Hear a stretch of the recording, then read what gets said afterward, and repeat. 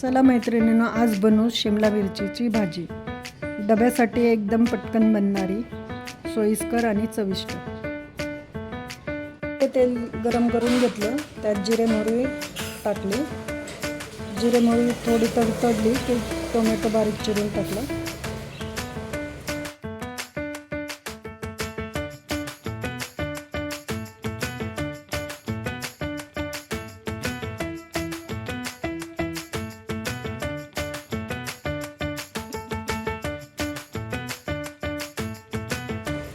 Tomato चांगला मऊ होण्यासाठी थोडंसं मीठ टाकून घेतलं।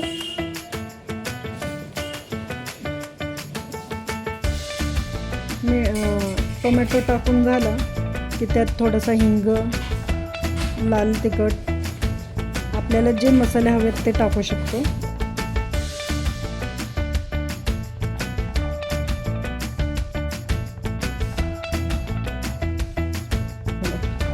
थोडी मिरची पावडर टाकली, कांदा मसाला टाकला, गोडा मसाला टाकला। मला आवडतो म्हणून तुम्ही तुमच्या पद्धतीने टाकू शकता। हळद, धने पावडर,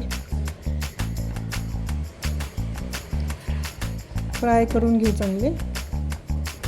मग शिमला मिरची बारीक केलेली टाकावी, ती चांगली एकजीव करून घेऊ, मिक्स करून घेऊ चांगली। मिक्स करून पाणी नाही, पाण्याचा वापर अजिबात करायचा नाही आणि 2 मिनटं झाकण ठेवूया। परत दोन मिनिटांनी चेक करायचं। अशी वाफेवरच लवकर पटकन शिजून शिजते ही भाजी आणि खायला एकदम चांगली लागते।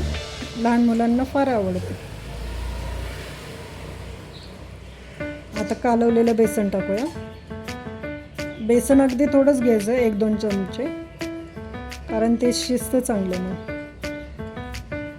त्याला तेलाची गरज नाही लागत जास्त, वाफेवर छान होतं। तुम्हाला थोडं तेल टाकायचं असलं तर टाकू शकता, म्हणजे चांगलं फ्राय होतं बेसन।